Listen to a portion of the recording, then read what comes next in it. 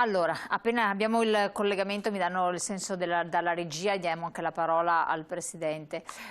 Commentando quanto aveva esposto il Presidente di Confcommercio Belluno, una situazione tragica per la montagna, loro temono anche la stagione prossima a venire, quindi la primavera, ma anche, diceva, l'estate prossima. Ma voi come Confcommercio vi state muovendo anche a livello nazionale per chiedere un intervento, qualcosa di più strutturale, che non tutti in emergenza, no?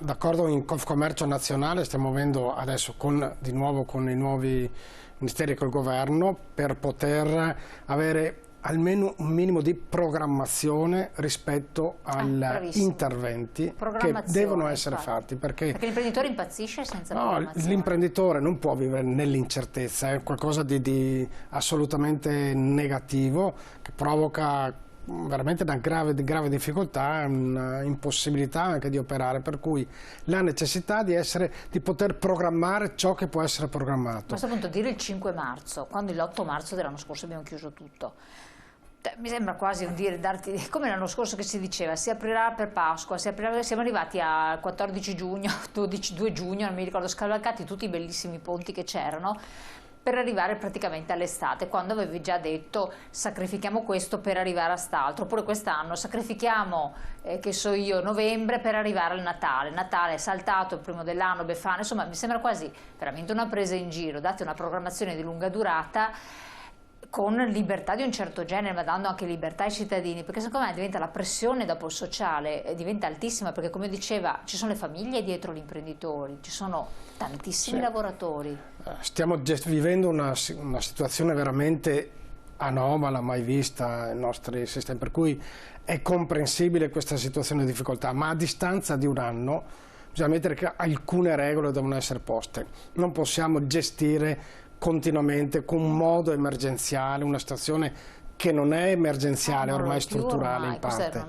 Dobbiamo trovare le forme per poter convivere con questa pandemia, perché non possiamo bloccare l'economia per altri 6 mesi, 8 mesi. Allora, trovare forme per studiare i protocolli, abbiamo lavorato per mesi per trovare tutti quei sistemi che favoriscano l'attenzione, il rispetto, rispetto al virus. Se non ci sono i controlli non vengono rispettati, ecco, per lo più. E chiedere i controlli, perché anche da questo punto di vista dobbiamo rieducare un pochino i cittadini e anche a volte gli imprenditori per poter convincere che rispettare regole che vengono date permettono di poter convivere con una maggior attenzione, ma anche possibilità di sviluppo delle azioni, delle attività con questa pandemia. Noi dobbiamo saper convivere. Oggi la sfida è saper convivere con le difficoltà date da questa pandemia.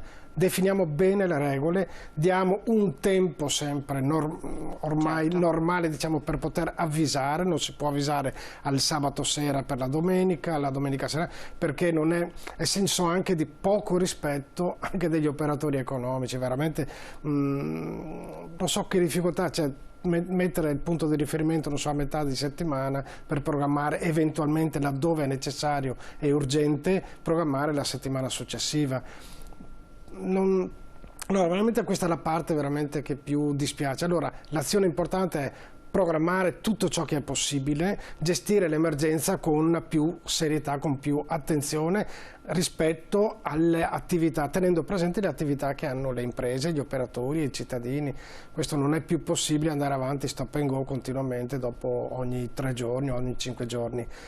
Quando si danno delle date devono restare tali, in modo tale da poter programmare, poter operare, salvo situazioni di gravissime difficoltà, ma non nascono dopo 3 giorni di solito. Allora, dopodiché ci sono i virologi che danno tutte le indicazioni necessarie e possibili, ci sono i politici che decidono sulla base di tutti i dati e tutti gli elementi che la componente tecnica, medica dà. Però la decisione resta sempre politica, perché deve sempre tenere in considerazione uno aspetto molto più ampio della situazione, del contesto in cui queste decisioni devono essere calate. Assolutamente. Vediamo se dalla regia sono riusciti a fare il controllo con il Presidente Michielli. Pronto? Pronto? Ah, eccolo qua, Presidente, ben ritornato qui con noi. Allora, mi sente? Sì, sì, la sento benissimo, spero Perfetto. altrettanto lei. Allora, il suo punto di vista per quel che riguarda la situazione attuale, poi c'era stata anche questa partenza un po' a singhiozzo con i saldi a cui lei aveva detto ci appellano tantissimi commercianti, poi in realtà con le chiusure di alcune realtà, zona arancione, zona gialla, insomma non so, come sta andando la situazione in generale e adesso questa botta della montagna? Beh, io le rispondo per la parte di mia competenza che è la montagna, poi c'è il presidente di Belluno, ciao Paolo, il quale Ciao. risponderà in No, no, ha ordine già ai... esposto il suo malessere Ah, già profondo. esposto, ecco. Sì.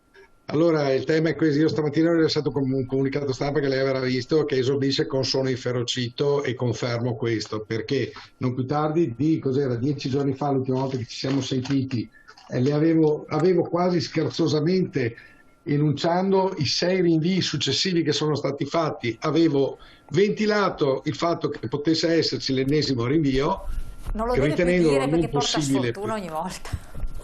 Ritenendolo non possibile perché sarebbe stata follia pura, in realtà questo è il 6° rinvio, è dal ponte di Sant'Ambrogio, che tutti gli operatori della montagna, quindi non solo gli albergatori, ma i ristoratori, i noleggiatori di sci, tutto il mondo che gira attorno all'economia della montagna, si sente dire aprite a Sant'Ambrogio, no, aprite a Natale, no, aprite a... Tutto questo con un preavviso di un giorno o 2 giorni, per cui questa gente ha riscaldato le attività, fatto le pulizie delle attività e non vi sto annunciando costi piccoli, perché pulire un albergo 10.000 euro neanche li vedi, tanto per dire. E comprato dei rati alimentari, fatto acquisti, soprattutto assunto personale. E a questo personale cosa gli dici il giorno prima che entri in servizio, oppure già entrato ovviamente in servizio, perché di solito si fa entrare in servizio una settimana prima, e gli dici guarda scusate tanto abbiamo sbagliato, sta a casa. L'altro cotè è quello di chi legittimamente voleva farsi una vacanza in montagna. Io stamattina ho parlato con un mio amico al quale è arrivata la telefonata dall'albergatore e mi spiace ma non possiamo ospitarla perché è tutto imbarazzato eccetera. Cioè è ora di finirla, io voglio vederla in bonis, ma voglio vederla in bonis perché sarebbe veramente da incavolarsi seriamente. Voglio vederla in bonis, spero che sia l'ultimo colpo di coda del passato governo, spero che sia, visto che Speranza è l'unico ministro che è rimasto in continuità rispetto al passato governo, spero che sia l'ultimo, ripeto, colpo di coda e che da domani in avanti si cambi registro. Perché le attività economiche non possono stare in balia di uno che ti dice il 7 apri, poi apri il 15, Ma forse non ha sai, apri il consapevolezza di 18, apri il questo. 21, dai.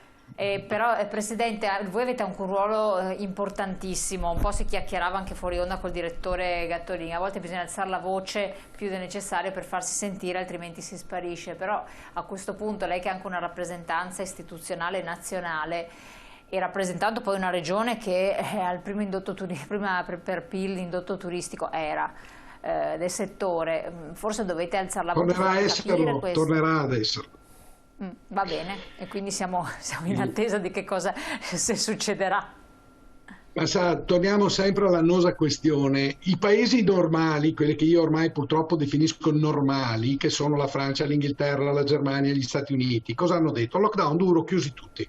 Chiusi tutti e tutti hanno preso risarcimenti, Ma da noi non è non le possibile. mancette, risarcimenti in base al differenziale fatturato 2019-2020, punto. Se agli albergatori della montagna, ai commercianti della montagna, a tutti gli operatori della montagna, avessero detto, cari signori, sapete qual è la novità? Non aprite tutta la stagione, però vi diamo i risarcimenti, molto probabilmente la ferocia che ho in questo momento sarebbe stata di molto attenuata, anzi si sarebbe azzerata. Ho parlato l'altro ieri con un operatore importante del Veneto che ha un ristorante a Parigi e che è preoccupatissimo per tutte le sue attività qui nel Veneto e forse ne ha una anche fuori dal Veneto, ma è serenissimo perché che riguarda Parigi. Ha un piccolo ristorante, gli arrivano 12.000 euro al mese di risarcimenti, lui ci paga l'affitto, Chiaro. ci paga quel poco di spese correnti che ha ed è tranquillo. Mi ha detto guarda Marco, io per Parigi neanche ci penso, mentre è qua che ho i problemi. Sì. Allora, tutti siamo consci che siamo il terzo debito pubblico del mondo, per carità, non si possono dare i ristori, però siccome nozze, fichi secchi, olio e acqua insieme non stanno, bisogna che cominciamo a pensare che forse con tutte le cautele e le misure del caso, con l'ipotesi che avevo formulato mesi fa, cioè solo gli ospiti degli alberghi possono andare a sciare, era stata anche accettata dal CTS questa ipotesi, in modo da mettere in sicurezza il più possibile gli impianti. Vorrei ricordarvi che gli impianti di risalita non è che sono una discoteca dove la gente si fracca dentro, sono all'aperto, in zone in cui la partenza, che è il momento nel quale la gente più facilmente viene a contatto, può essere dilatata di 2 metri in 2 metri, no di 1 metro, per cui c'è tutto lo spazio possibile, c'è l'intera montagna a disposizione. Voglio dire, non capisco questo accanimento e non capisco soprattutto, guardi, quello che brucia. Io ho ricevuto telefonate da ieri di colleghi della montagna inferociti anche loro, perché quello che brucia è la presa in giro. 4 ore prima. Lei si immagini un albergatore, un ristoratore, uno che fa per 6 volte le pulizie, assume per 6 volte il personale, compra per 6 volte cibo, materie prime e cose che butta via, e chi gli rimborsa queste cose? No, no, assolutamente. E dall'altro lato, mi scusi, concludo, e dall'altro lato mi corre l'obbligo di guardare che abbiamo avuto stanziati, quindi sono là, 2 miliardi e 8 per il disgraziato bonus vacanze. Ne hanno spesi 800 milioni, ci sono 2 miliardi là per aria nel bilancio dello Stato.